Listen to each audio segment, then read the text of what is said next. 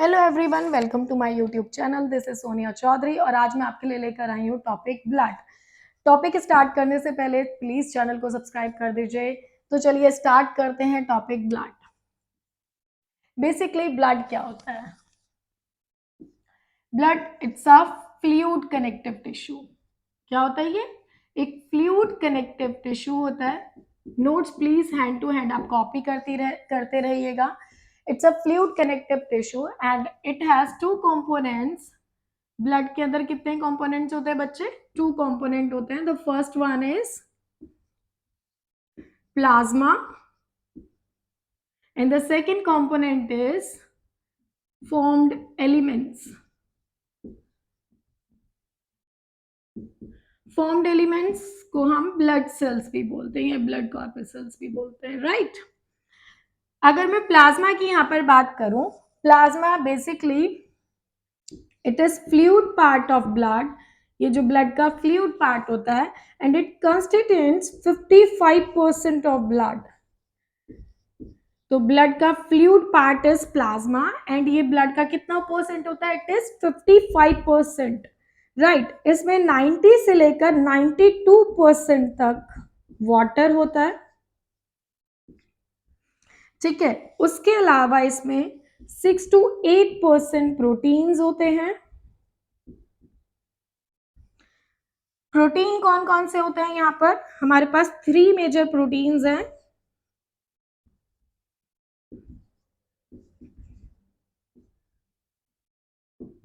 कौन कौन से?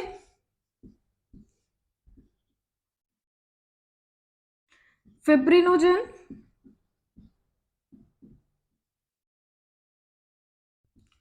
Globulin and albumin,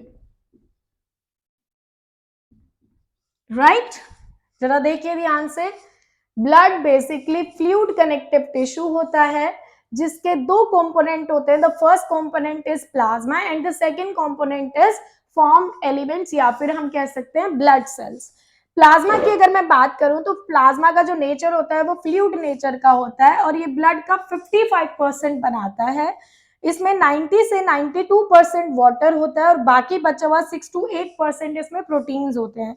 3 major proteins कौन कौन से होते हैं? The first is fibrinogen, globulin and albumin. अगर हम इन तीनों प्रोटीन्स की बात करें बच्चे, तो फिब्रिनोजन का क्या फंक्शन होता है? फिब्रिनोजन का फंक्शन होता है ब्लड क्लॉटिंग में हेल्प करना।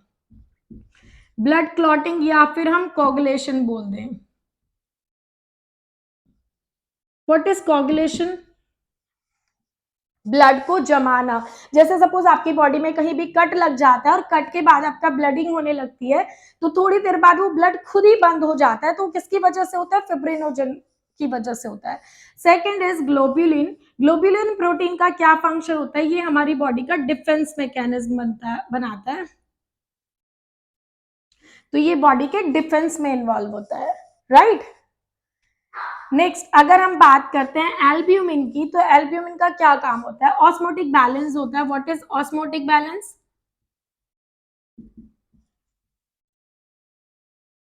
ऑस्मोटिक बैलेंस बेसिकली ब्लड में वाटर कंटेंट या फिर बाकी सॉल्ट्स के कंसंट्रेशन को मेंटेन करना।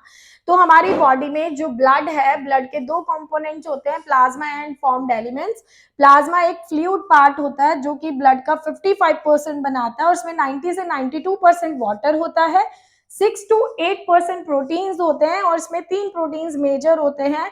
द फर्स्ट इज फिब्रिनोजन जो कि ब्लड क्लॉटिंग यानी कि ब्लड को जमाने का काम करता है। दूसरा है ग्लोब्यूलिन जो कि डिफेंस मैकेनिज्म में इन्वॉल्व होता है और तीसरा है एल्ब्यूमिन जो कि हमारे ब्लड में ऑस्मोटिक बैलेंस करता है, राइट। आप यहां तक कॉपी कर लीजिए। इसके अलावा और प्लाज्मा का क्या फंक्शन है? देखिए प्लाज्मा में इसके अलावा और क्या क्या मिलता है। अगर मैं प्लाज्मा के कलर की बात करूं तो इट इज कलरलेस, राइट, और पेल येलो कलर हम कह सकते हैं, व्हाइटिश पेल येलो कलर। तो बेसिकली इसको हम कलरलेस ही मान के चलते हैं या व्हाइट कलर बोलेंगे, ठीक है। उसके अलावा इसमें और क्या क्या होते हैं? इसमें कुछ मिनरल्स भी होते हैं। कौन कौन से मिनरल्स होते हैं? जैसे कि sodium, calcium, magnesium, bicarbonates, chloride etcetera. Right, इसके अलावा प्लाज्मा के अंदर ग्लूकोज भी मिलती है, अमीनो एसिड्स भी मिलते हैं,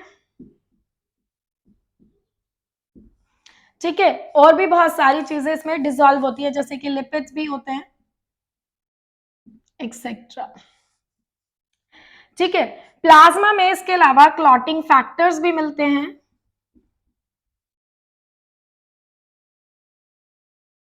ठीक है। अगर मैं कहूं कि plasma without clotting factor, plasma without clotting factor, plasma without clotting factor को हम क्या बोलते हैं? It is called as serum. Is it clear?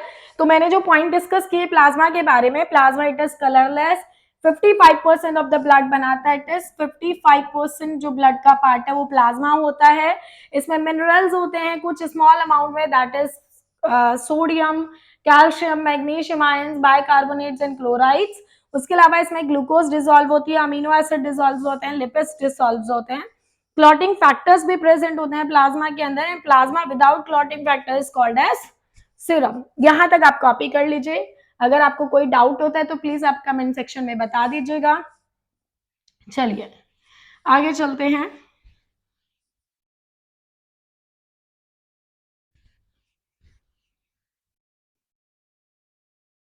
The next topic is formed elements.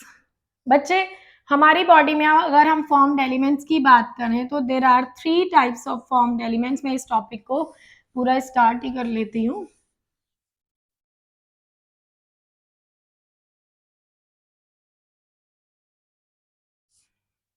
अगर हम यहाँ पर second part of the blood की बात करते हैं, दैट इज फॉर्म्ड एलिमेंट्स और blood cells. So there are 3 types of blood cells. The first is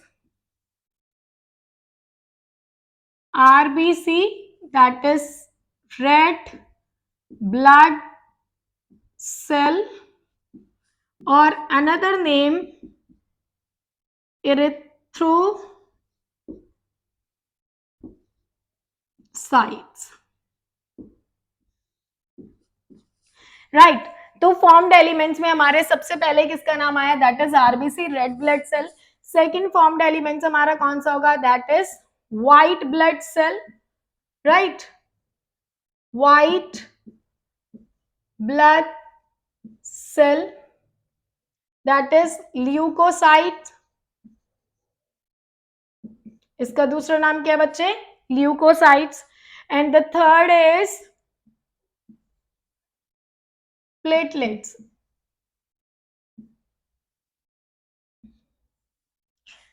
platelets को थ्रोम्बोसाइट्स बोलते हैं,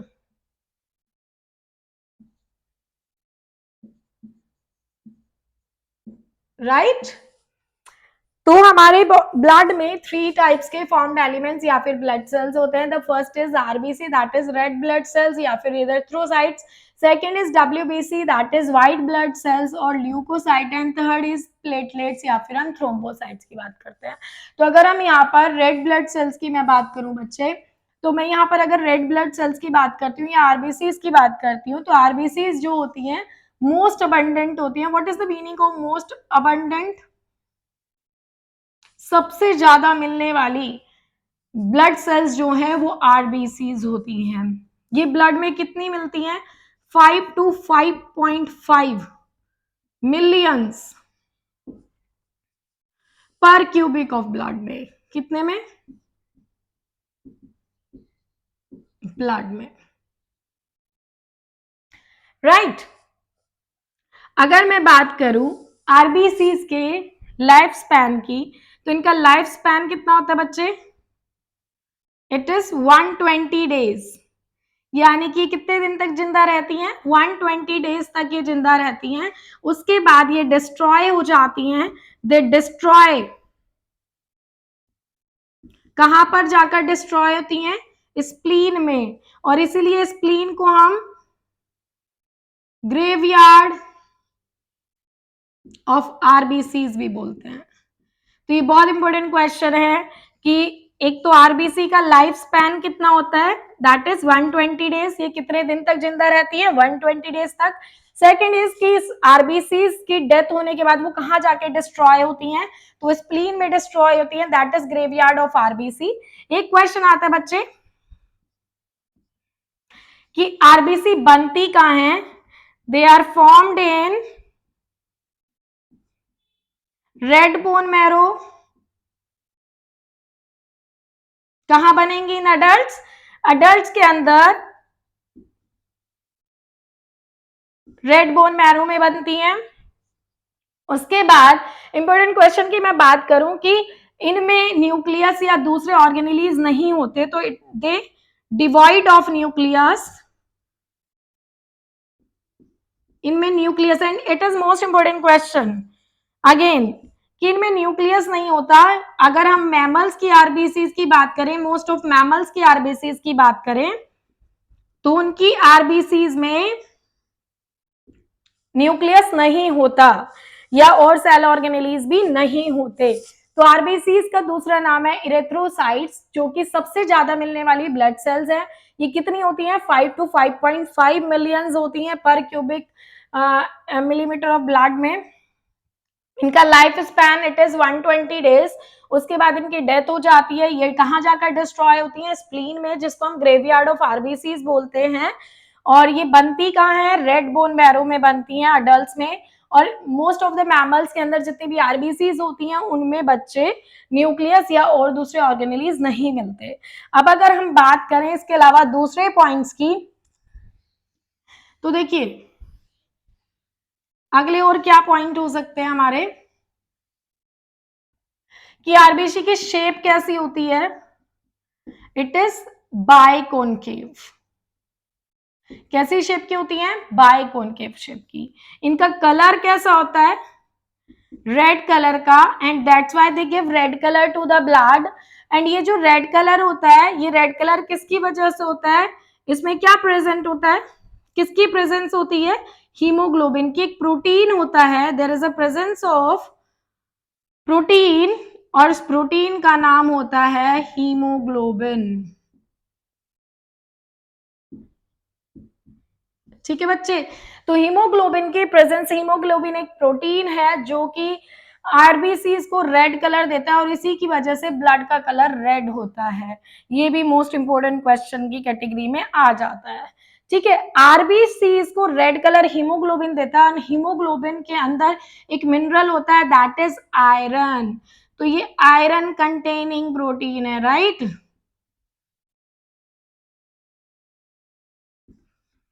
तो हम कह सकते हैं कि आरबीसीज या हमारे ब्लड का कलर रेड किसकी वजह से होता है, वो एक प्रोटीन की वजह से होता है, दैट इज हीमोग्लोबिन।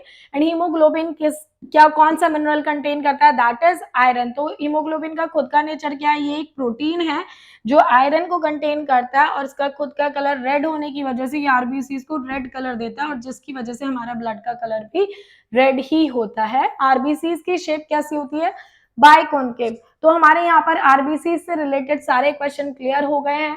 आरबीसी को इरेथ्रोसाइट्स बोला जाता है। ये 5.5 to 5.5 मिलियंस होती हैं पर क्यूबिक ब्लड के अंदर, मिलीमीटर ऑफ ब्लड के अंदर, और इनकी शेप बाइकोनकेव होती है। इनका लाइफ स्पैन 120 डेज होता है। इनकी डेथ जो होगी या ये कहाँ जाकर डिस्ट्रॉय होंगी, स्प्लीन में, that is called as graveyard of RBCs. और ये बनेंगी कहाँ, रेड बोन मैरो के अंदर बनती हैं। इनमें प्रोटीन होता है जिसका नाम होता है हीमोग्लोबिन, जो कि आयरन कंटेनिंग पिगमेंट होता है और वो आरबीसीज को रेड कलर देता है। इसके अलावा हीमोग्लोबिन कितना होना चाहिए, तो ह्यूमन के अंदर, अगर हम अडल्ट के अंदर बात करें, अमाउंट ऑफ हीमोग्लोबिन कितनी होनी चाहिए, that is 12 to 16 gram of haemoglobin होना चाहिए हमारे पर 100 ml ऑफ ब्लड में,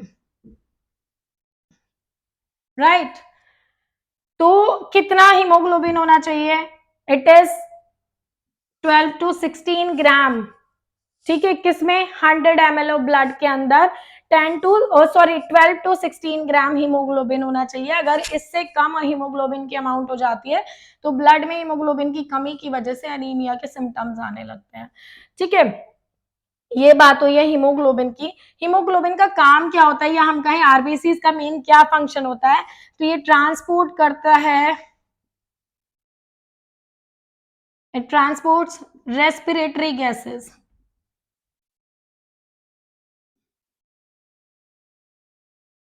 जैसे कि ऑक्सीजन, कार्बन डाइऑक्साइड।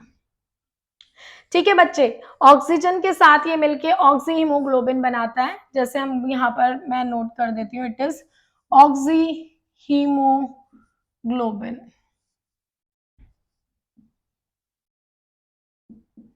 ठीक है, तो ऑक्सीजन प्लस हीमोग्लोबिन हम यहाँ पर लिख सकते हैं कि ऑक्सीजन के साथ हीमोग्लोबिन मिलकर ऑक्सी हीमोग्लोबिन बनाता है, और ऑक्सीजन जो मेनली ट्रांसपोर्ट होती है वो हीमोग्लोबिन के साथ बाइंड होकर ही होती है।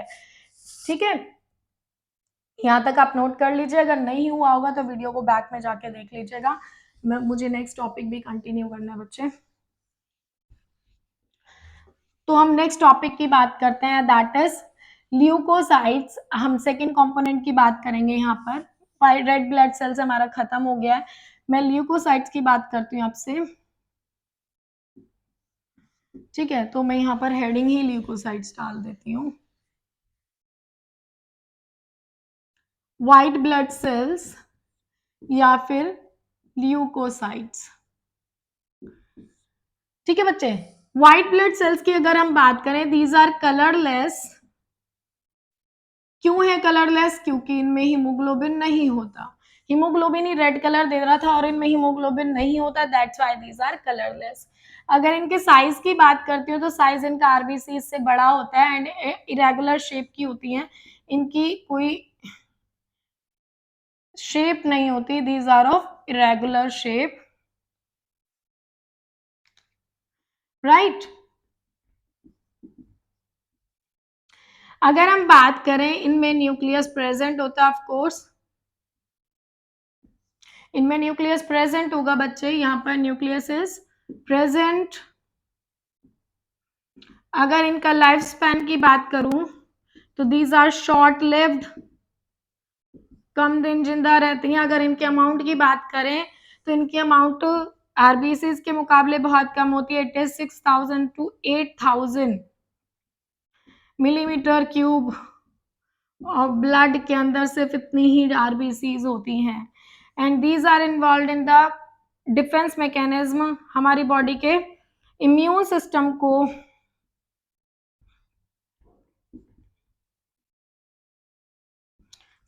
को डेवलप करती हैं, या फिर हमारी बॉडी के डिफेंस मैकेनिज्म को मेंटेन करती हैं, राइट। तो अगर हम आरबीसीज की बात करें तो RBCs are colourless, these are irregular in shape, nucleus is present, short lived होती हैं। अगर अमाउंट की बात करें तो 6000 to 8000 पर मिलीमीटर क्यूब्स ऑफ ब्लड के अंदर होती हैं। अगर इनका फंक्शंस की बात करते हैं तो हमारे इम्यून सिस्टम को डेवलप करती हैं, दे डेवलप्स। ठीक है, इम्यून सिस्टम को बूस्ट अप करती है, हमारी बॉडी जो फाइट करती है जितने भी जर्म्स से, वो डब्ल्यूबीसीज की हद से फाइट करती है, राइट। उसके बाद अगर हम डब्ल्यूबीसीज के टाइप्स के बारे में बच्चे डिस्कस करेंगे, तो डब्ल्यूबीसीज बेसिकली दो टाइप की होती हैं, ग्रैन्युलोसाइट्स एंड एग्रैन्युलोसाइट्स, राइट। अगर मैं ग्रैन्युलोसाइट्स की बात करूं तो these are divided into 3 category. The first is neutrophils, second is basophils, and last is eosinophils, right। अगर हम ए ग्रैन्युलोसाइट्स की बात करते हैं बच्चे, तो a granulocytes basically these are of two types. The first is lymphocytes and second is monocytes. ठीक है, तो WBCs are divided into two categories, granulocytes and agranulocytes. Granulocytes are further divided into three groups. The first is neutrophils, second is basophils and eosinophils. Agranulocytes are lymphocytes and these are monocytes. अगर हम neutrophils की बात करते हैं तो ये most abundant होती है, इट इज 60 to 65% जो RWBCs होती हैं उसमें से न्यूट्रोफिल्स होती हैं. बेसोफिल्स सबसे कम होती हैं, तो ये सबसे ज्यादा मिलने वाली हैं मोस्ट अबंडेंट, और ये सबसे कम होती हैं लीस्ट. ये कितनी होती हैं 0.5 से लेकर 1% ओनली. अगर इयोसिनोफिल्स की बात करें तो 2 to 3% ओनली. लिम्फोसाइट्स की बात करें तो लिम्फोसाइट 20 to 25% कॉन्स्टिट्यूट करता है ऑफ WBCs. मोनोसाइट्स की अगर हम बात करें तो monocyte that is 6 to 8%, right. तो बच्चे यहाँ देखिए, ये मैंने सबके परसेंटेज लिख दिए हैं कि कौन सी WBCs कितने परसेंट होती हैं. तो अगर मैं यहाँ पर बात करूं कि न्यूट्रोफिल्स का मेन फंक्शन होता है जितने भी फॉरेन पार्टिकल्स होते हैं उन्हें एंगल्फ कर लेना. एंगल्फ मतलब उनको खा जाना, निगल जाना. एंगल्फ जितने भी जर्म्स होते हैं या फॉरेन पार्टिकल्स होते हैं which enters in our body, तो ये कैसी नेचर की होती है, फैगोसाइट. इनका फैगोसाइट नेचर होता है. ठीक है, फैगोसाइट सेल्स होती हैं. जितने भी जर्म्स आपके बॉडी में एंटर करेंगे ये उन्हें सबको एंगल्फ कर लेंगी और आपकी बॉडी को प्रोटेक्ट करेंगी. ये सेम नेचर मोनोसाइट्स का भी होता है. तो मोनोसाइट्स भी बच्चे कैसे टाइप की होती हैं, फैगोसाइटिक. तो कौन कौन सी फैगोसाइटिक नेचर की होती हैं, neutrophils and monocytes both are phagocytic cells. अगर हम बात करते हैं बेसोफिल्स की, तो बेसोफिल सबसे कम मिल रही है 0.5 to 1%. इनका काम क्या होता है, ये बेसिकली 3 सब्सटेंसेस सिक्रीट करती हैं, ये रिलीज करती हैं. First is serotonin, heparin and histamine.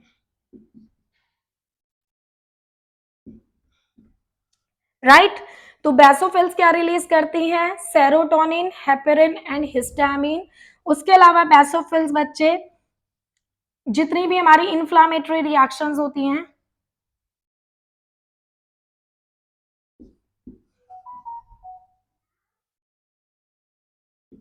उनमें इन्वॉल्व होती हैं, इन्फ्लामेटरी रिएक्शंस में इन्वॉल्व होती हैं. जो अब हम बात करते हैं इयोसिनोफिल्स की बच्चे, तो ये 2 to 3% होती हैं. दे रेजिस्ट, किसको रेजिस्ट करती हैं, इन्फेक्शन को. राइट. उसके बाद अगर मैं बात करूं कि ये एलर्जिक रिएक्शंस में इन्वॉल्व होती हैं.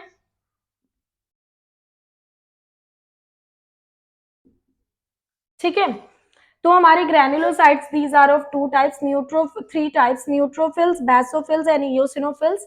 न्यूट्रोफिल्स जो होती हैं वो फैगोसाइटिक होती हैं और 60 to 65% होती हैं. बेसोफिल्स जो होती हैं वो सबसे कम पाई जाने वाली WBC से ओनली 0.5 to 1% होती हैं और ये serotonin, heparin and histamine release करती हैं और इन्फ्लामेटरी रिएक्शंस में इन्वॉल्व होती हैं. कौन सी रिएक्शंस बच्चे, इन्फ्लामेटरी रिएक्शंस में इन्वॉल्व होती हैं. अगर मैं इयोसिनोफिल्स की बात करूं तो इयोसिनोफिल्स हमारी बॉडी में होने वाले इन्फेक्शंस को रेजिस्ट करती हैं और एलर्जिक रिएक्शंस में इन्वॉल्व होती है. तो यहाँ पर हमारी ग्रैन्युलोसाइट्स सारी खत्म हो गई हैं. अब हम बात करते हैं ए ग्रैन्युलोसाइट्स की. ए ग्रैन्युलोसाइट्स में अगर हम लिम्फोसाइट्स की बात करें तो ये 20 to 25% होंगी और यहाँ पर दो लिम्फोसाइट्स होती हैं, T lymphocytes and B lymphocytes. Right, T and B, और दोनों की दोनों मिलकर हमारे इम्यून सिस्टम को मेंटेन करती है. Right, is maintained by them. अगर मोनोसाइट्स की बात करें तो मोनोसाइट 6 to 8% होती है, फैगोसाइटिक इन नेचर होती है. यहाँ पर आपका WBC खत्म हो गया. इसके बाद भी अगर किसी का कोई डाउट रह जाता है तो आप कमेंट सेक्शन से पूछ सकते हैं। तो मैं इसे रफ कर देती हूँ, अगर आपने नोट नहीं किया हो तो आप प्लीज बैक जाके कर लीजिएगा, क्योंकि अभी हमें थर्ड कंपोनेंट भी पढ़ना है, दैट इज प्लेटलेट्स।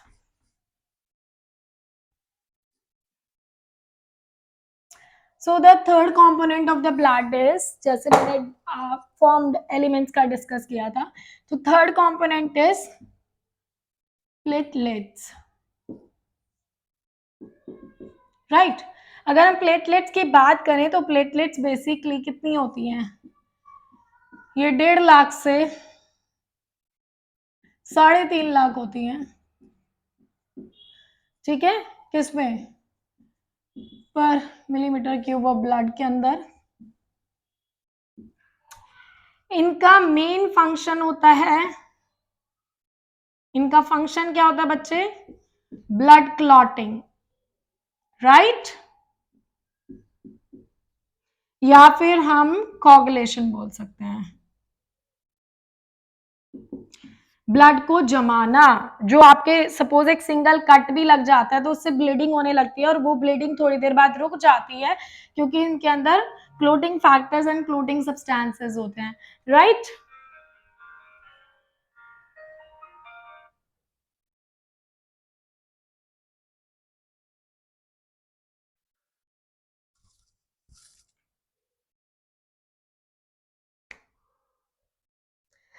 नेक्स्ट अगर हम बात करते हैं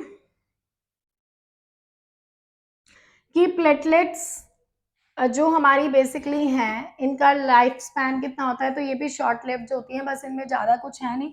एक तो इनकी अमाउंट्स है एंड इनका फंक्शन क्या होता है, that is blood clotting and blood coagulation. तो आज का लेक्चर यहीं पर खत्म होता है। अगर आपको लेक्चर पसंद आया तो प्लीज़ चैनल को सब्सक्राइब कीजिए, लाइक कीजिए एंड प्लीज़ वीडियो को शेयर कीजिए। थैंक यू सो मच, क्योंकि आपके चैनल, मेरे चैनल के लिए आपकी सपोर्ट बहुत ज़्यादा ज़रूरी है। Thank you.